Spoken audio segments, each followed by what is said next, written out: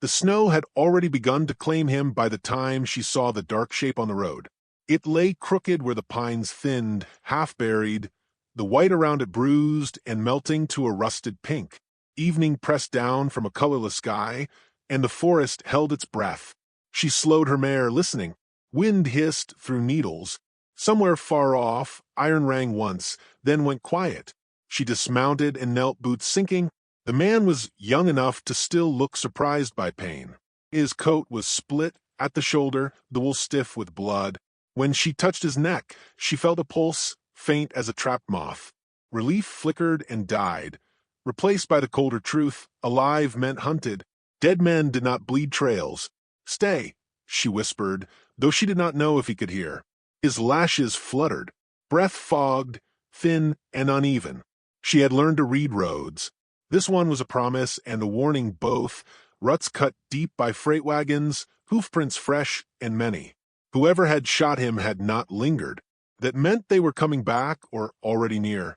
She drew the knife from her belt and sliced his collar away. The wound was ugly, torn by a soft-nosed round. He would not last an hour without help, and help was a thing the frontier charged dearly for. She thought of the winter 3 years back, the cabin burned to black ribs, the sound her sister made when the smoke took her. She had walked past suffering then, because walking was the only way to keep breathing. She could do it again. She stood. The man made a sound, a small broken plea, and her resolve cracked like ice. Hooves murmured somewhere behind the trees. She dragged him, inch by inch, toward a fallen cottonwood. Snow soaked her sleeves. Her hands went numb. The blood left a glistening line. She kicked it with her heel, smearing it wide, useless.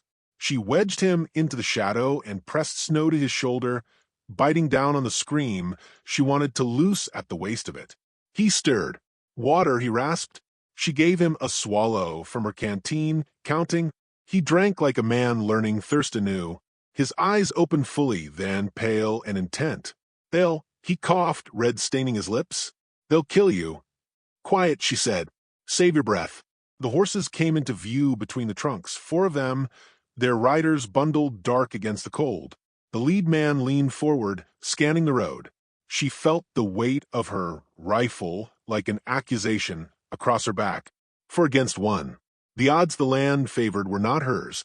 She tucked her chin and waited. The riders passed close enough she smelled leather and sweat. One laughed, another spat. A third reined up, frowning at the churned snow. He swung down, crouched, and touched the pink slush. "He bled here," he said. Her heart hammered so loud she was certain it would give him away. She slid her knife free. The man on the ground shifted, and she pressed her palm to his mouth, feeling his breath stutter under her skin. The rider stood, eyes lifting. For a moment, the forest seemed to narrow to a needle's eye. A crack split the air. Not a shot, ice breaking. A branch shed its load with a soft thunder, and the rider swore, turning. "Damn cold," he muttered. He mounted, and they moved on, their shapes thinning into dusk. She did not move until the sound was gone. When she did, her legs shook. She checked the man again. His pulse was faster now, a rabbit's panic. "Can you walk?" she asked. He shook his head, shame and fear mingling. "I can tell you where," he said, "if you help me." "There's something," he faltered, eyes darting to the road. "They can't have it." She weighed his words. The frontier taught suspicion as a second language. Still, something in his gaze held, steady as a promise not yet broken. "Where?" she asked. "North," he said. "A day. Maybe less if his eyes closed." She cursed softly. She bound his shoulder tight, tore a strip from her skirt without ceremony, and hauled him onto her mare, tying him fast. The weight dragged at her, but the animal bore it. She swung up behind him, reins cold and familiar in her hands. As they turned from a road, a shot rang out, close enough to tear bark from a pine. She ducked, driving the mare hard. Behind them, a shout rose, sharp with certainty. The forest opened and closed, branches whipping her face. Snow blinded. The man sagged against her, warm and heavy. Night took the trees. The trail vanished. She rode on, heart in her throat, knowing now that mercy had set the terms. They were no longer passing through the winter. The winter was hunting them, and it had found their names. The mare stumbled once, then found her stride, breath rasping like a saw. Somewhere ahead lay a creek she remembered from trapping seasons, its banks steep and treacherous, its ice unreliable.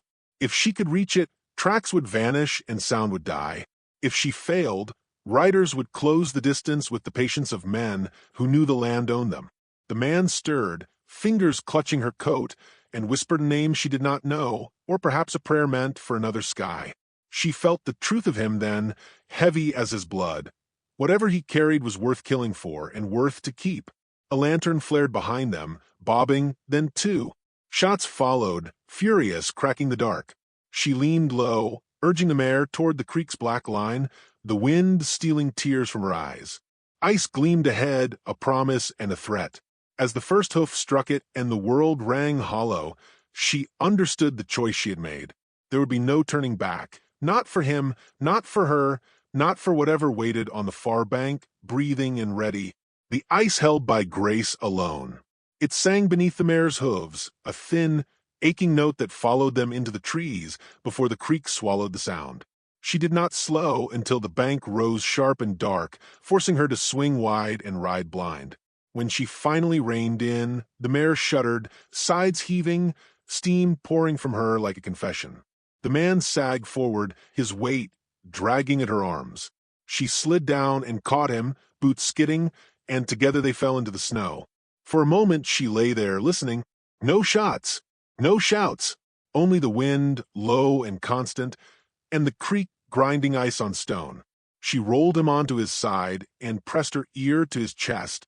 His heart ran fast, uneven, but it ran. "You stay with me," she said.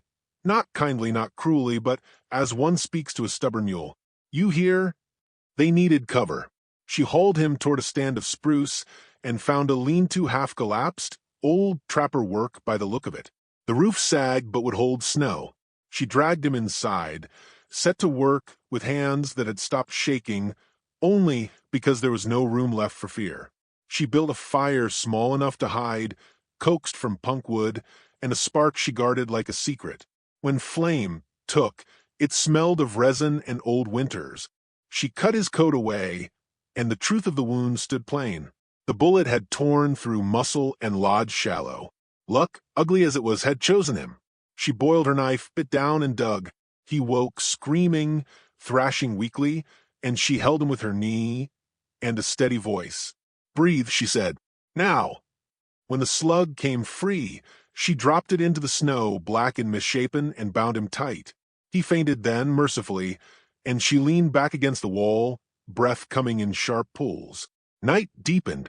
She fed the fire and watched his chest rise and fall.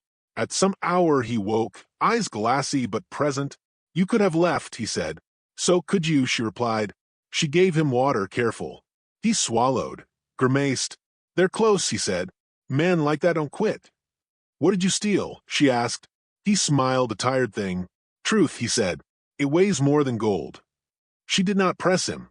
The frontier taught patience to those who lived.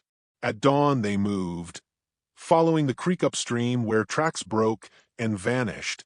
He walked some, leaned on her when he could not. Snow fell light and steady, erasing the world as they passed through it. By noon, hunger gnawed. She snared a rabbit, and they ate it half-cooked, grease running down their fingers. He watched her with something like wonder. "You know the land," he said.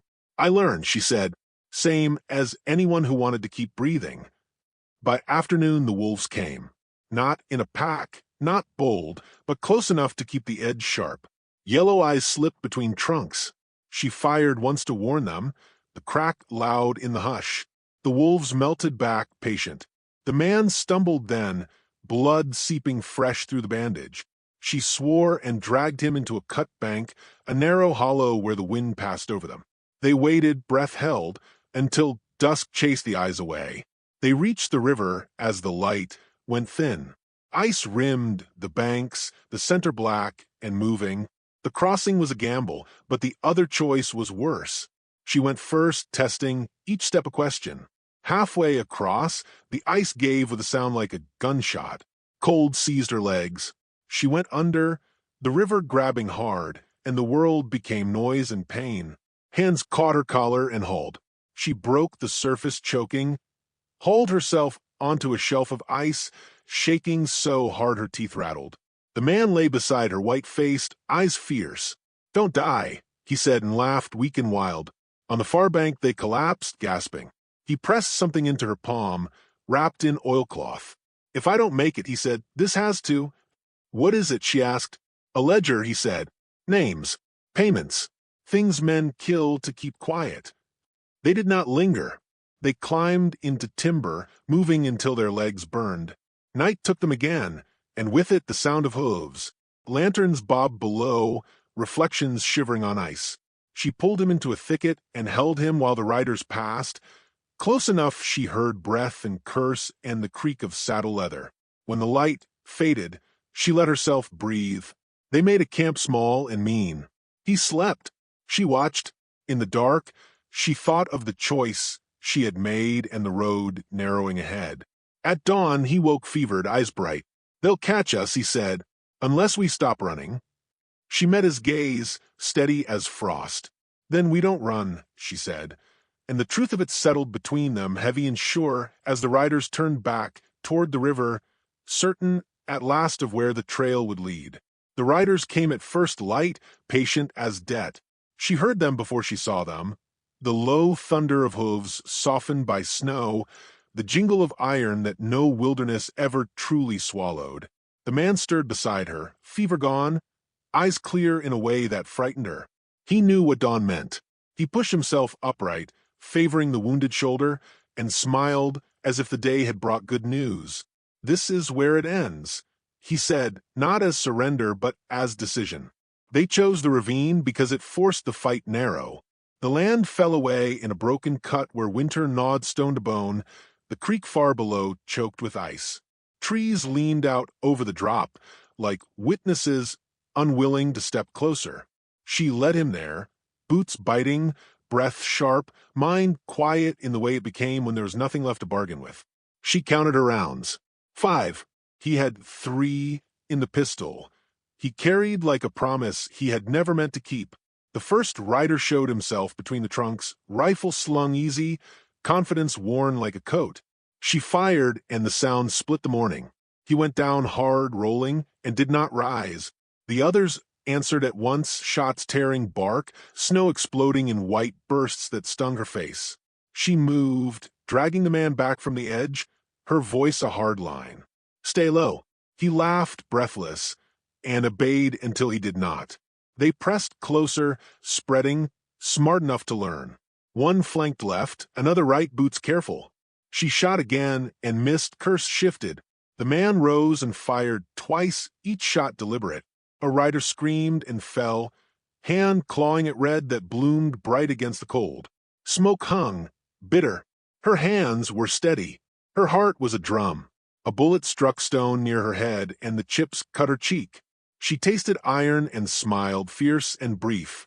The world had narrowed to this place, this moment. She felt the ledger heavy against her ribs where she had tied it, a truth beating time with her pulse. The man crawled to her side, eyes bright with something like peace. "When they come," he said, "you run." "I don't leave," she said. He looked at her, really looked, and the smile faded. "You already saved me," he said. "This is different." They came again, shouting now, anger stripping caution. She fired until the rifle clicked empty. She threw it down and drew the pistol she had taken from a dead man long ago. 2 shots.